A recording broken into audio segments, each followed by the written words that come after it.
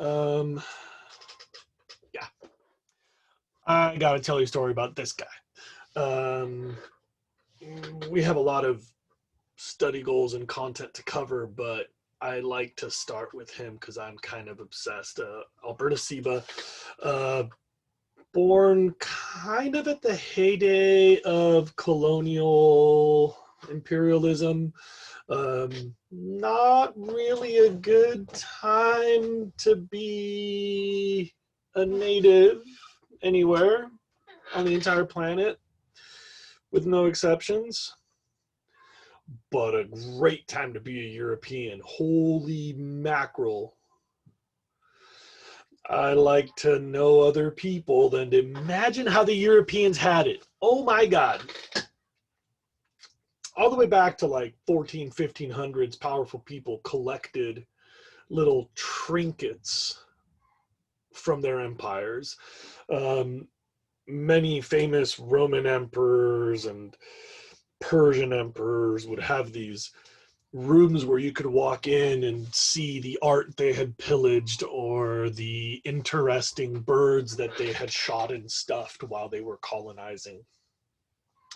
And in the right around the very first 1700s, there was this dude named Alberta Seba who had a lot of powerful friends, wealthy homies, who were building these collections of livestock that were being collected by explorers. Fun detail, Charlie Darwin had a pretty good side hustle going when he was on the Beagle. He was actually paid to shoot and collect birds to help build one of these collections.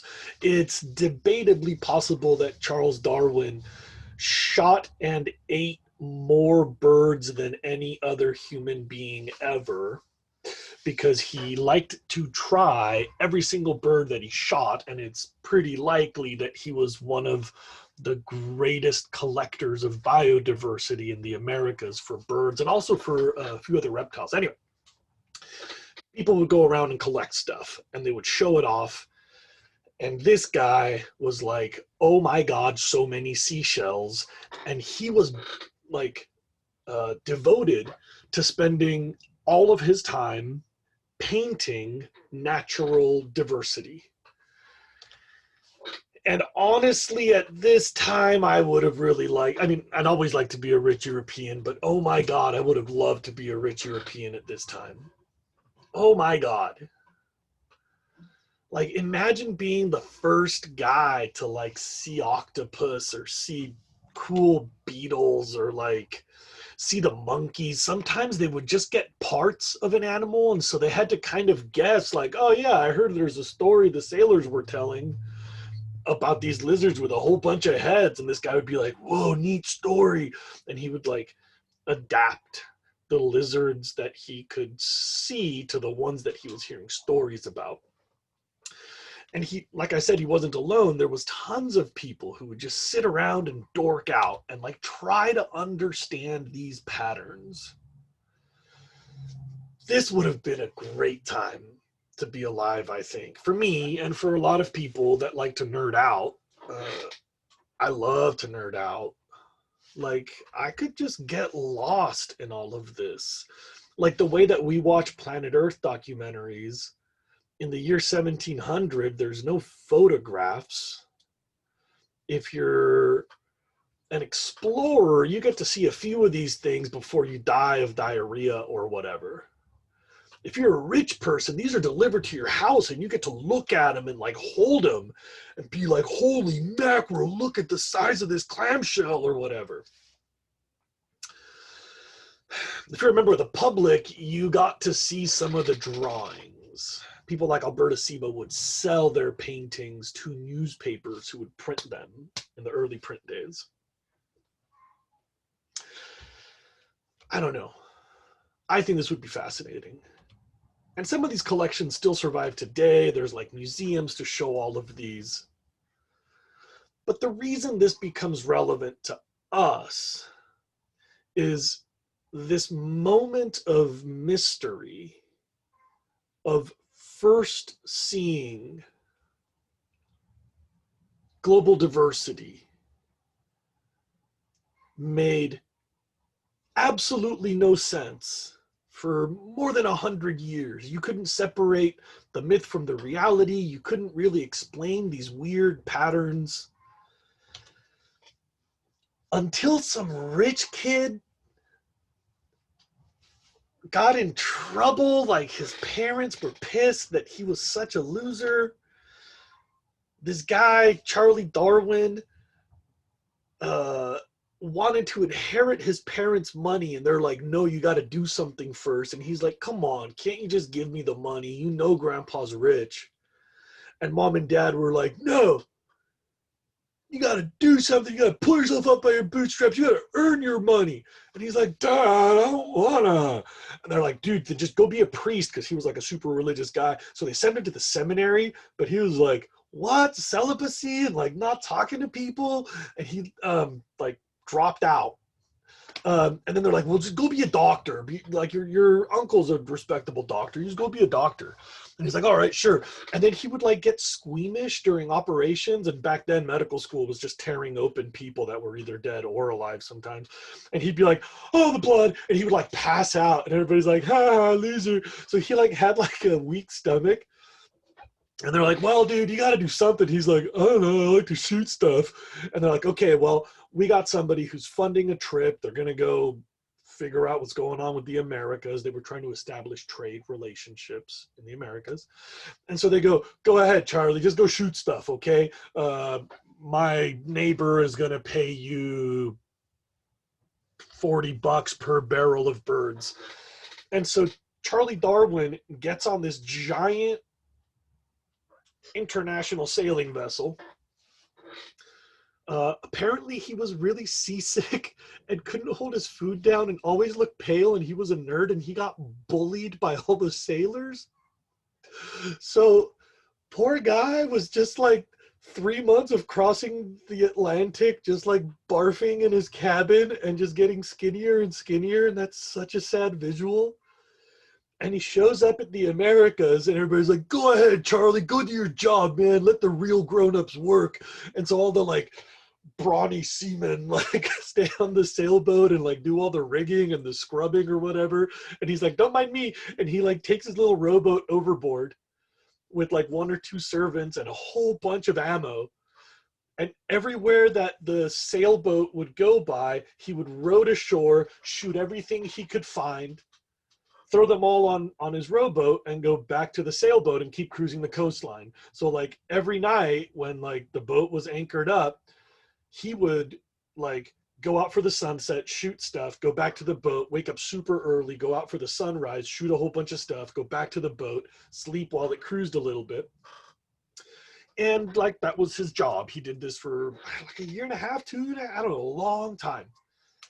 And because he was always on land shooting stuff, coincidentally, he ate, did I tell you this already? He ate all the stuff. His favorite was this one weird, beautiful bird that's kind of rare. It's like a pheasant, sort of. Anyway, he started to notice some patterns, and these patterns were really important. He noticed that, within individuals, some are different.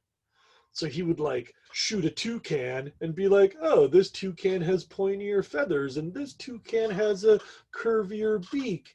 And you can tell that these were all together. They're one species of toucan, but there's natural variation. Write that down.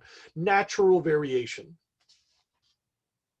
And then, when he's out there shooting them, he'd be like, huh, that one can hide better, and that one's really easy to see. Some are differentially successful. Write this down, differential success. And so then he thought like, huh, if they're more successful, maybe they have more babies. Because, that's not complicated ecology. And so he started to chew around on this theory that he eventually wrote down. They didn't understand genetics back then. That came later. But he had this idea while he was out shooting stuff. P.S.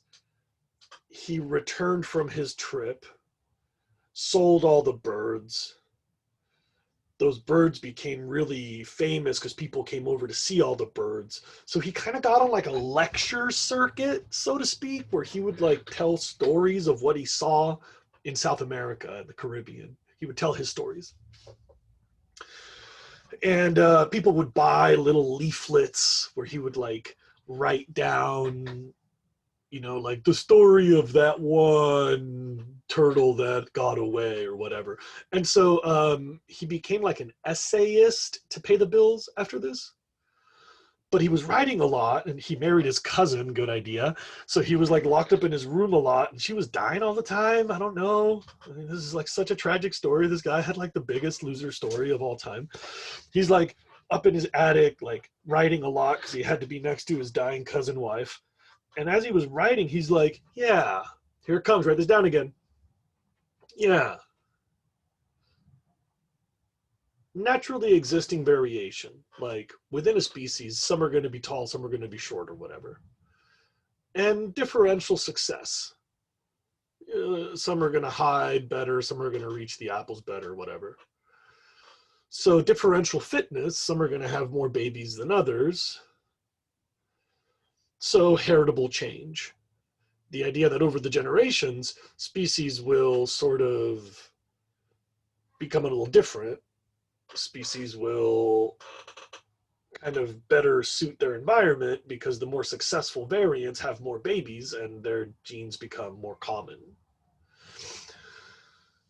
So he was like, it's kind of like nature selects from a population of birds, those birds that are better suited to that natural environment. And we call this natural selection. He titled his book, The Theory of Evolution by Natural Selection, or something like that. And he didn't want to write it because he thought he'd get bullied again. And a lifetime of bullying does things to you. Maybe you know what I'm talking about. So he had probably the most important idea in the history of the life sciences, and he put it in his closet for more than 20 years. And he only published it because some other guy was getting ready to publish the same thing.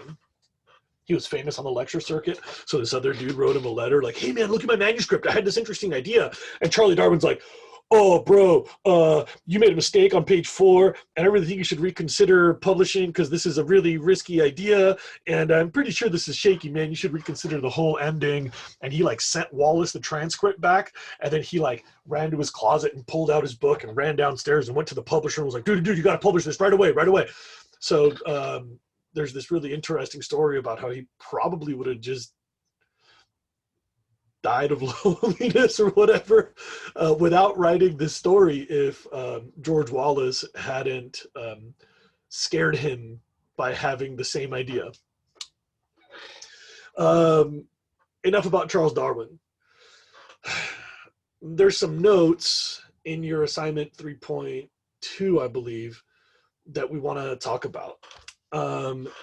First, there's different types of diversity. So diversity of habitats, diversity of species, diversity of genetics within a species.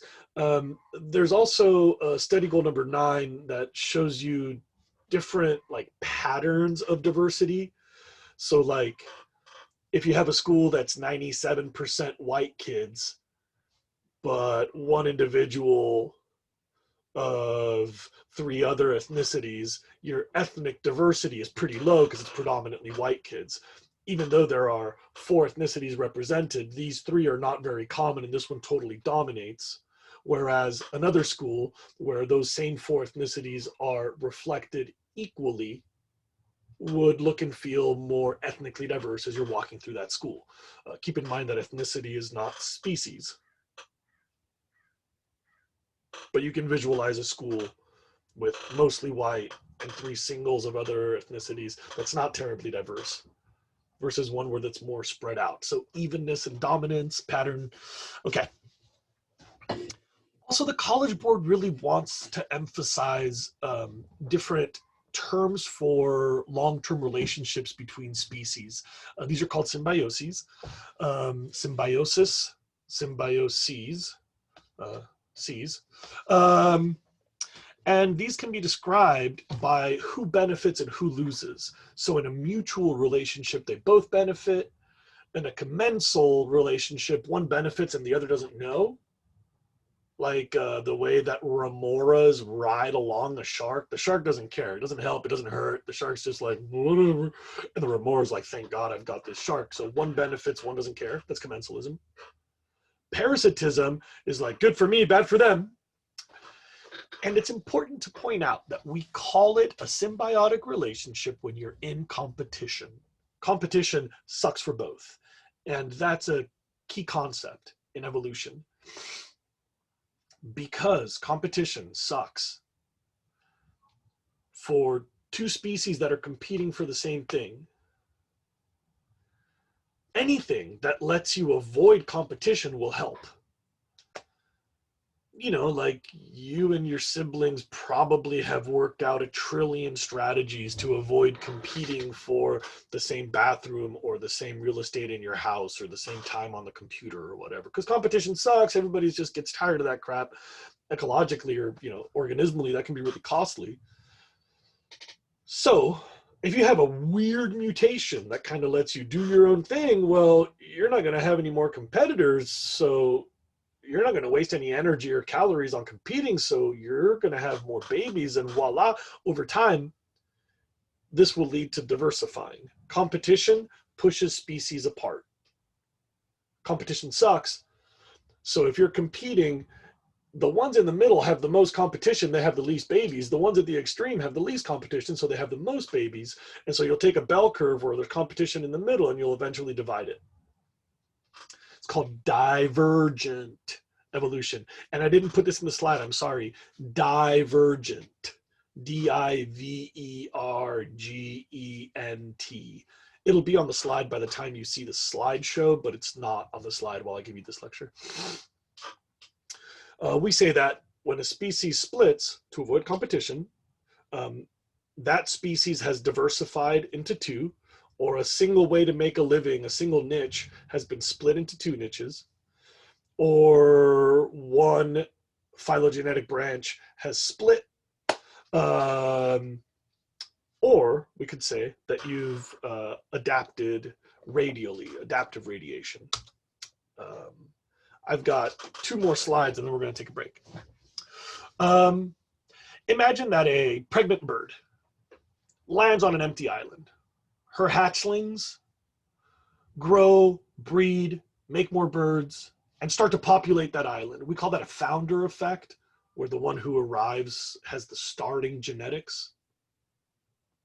So from then on, everybody's going to have those genetics. You can imagine, like, if a redhead colonizes an island, all the humans on that island afterward would be redheads. This happens.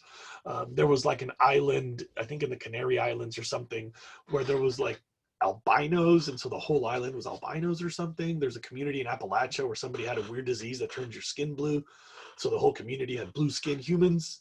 Whatever. Founder effect is like the starting point.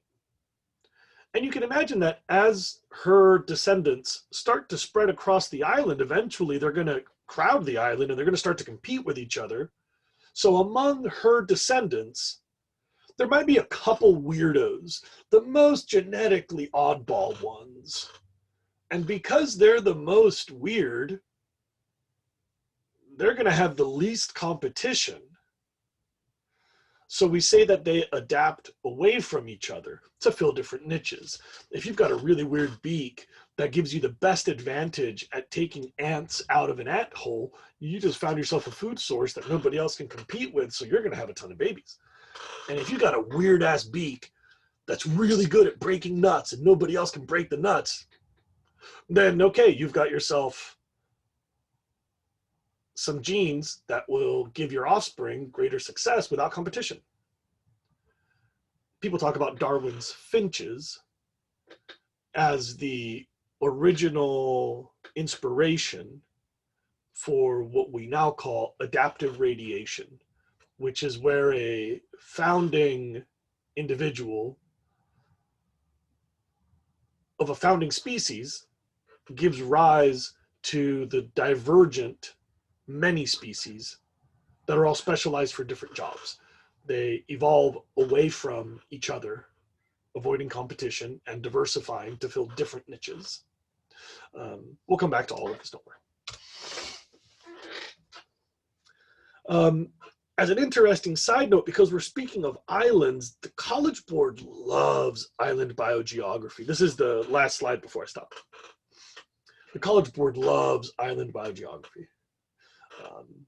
See, islands are special. There's these weird patterns about how many individuals you find on islands. Islands are unique. And islands tend to evolve on their own. This isn't on your slide either. But because they don't have connections to land, they're a weird little subpopulation. If we talk about humans, you would understand this. If one group of individuals colonizes Mars, well, over time, their offspring will reflect those initial colonizers differently than whatever is happening on Earth. If the people you send to Mars happen to be taller, or happen to be heavier, or happen to be skinnier, or happen to be darker or lighter, then their offspring will eventually evolve individually because they're A, starting with different genetics, and B, they're responding to Martian variables. So over time, they will become different from the ones on the mainland. So islands evolve independently.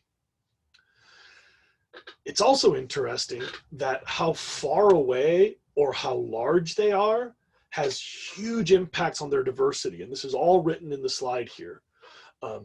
If they're far away, they rarely receive colonizers, meaning that there's very, very few founders. There's not a lot of species to begin from. And if they're small islands, they don't have a ton of productivity. There's not like a huge opportunity for giant populations to start splitting. Instead, with low productivity and low area, you tend to have just like not a lot of ways to make a living. Also, if there's like a drought, there's not a lot of chances of surviving. Or if there's like a tidal wave, it's going to ruin the whole island. So random disturbances cause frequent extinctions. We say the opposite is true for an island that's very close. It'll get a whole lot of colonizers. And if it's the opposite of small, a really big island has a ton of productivity. It's just like a bunch of different ways that you can colonize that island and that you can split into niches. On a really big island, disturbances are not likely to reach the whole island. So here's the pattern. You have to know this pattern. It's called island biogeography, that small, distant islands have fewer founders, fewer niches, frequent die-offs, and thus low diversity. Whereas large, close islands have a whole bunch of visitors all the time, and they've got a whole bunch of niches, different ways to make a living. And disturbances are never total, so these have high diversity. And the last thing I need to introduce is that I was talking here about an island, like rock surrounded by ocean, but there's this concept called ecological islands, which is when one unique area is surrounded by different areas. Like a pond surrounded by farms, that pond is like an island, right? Like if some kind of catfish reaches that pond, now they're isolated from all the other catfish and other waters elsewhere, so they'll evolve independently. That's an ecological island. It's not land surrounded by water, it's actually a pond surrounded by land, but that's an ecological island because functionally that's a separate little population that's isolated from others. You could say like a forest surrounded by cities is like an island. If you're a bird, like the city doesn't give you any habitat, so you might as well be on Hawaii or whatever. We say that national parks work as ecological islands, often surrounded by development. These act like a literal island because they're one biome surrounded by a sea of other biomes. All right, I went really fast.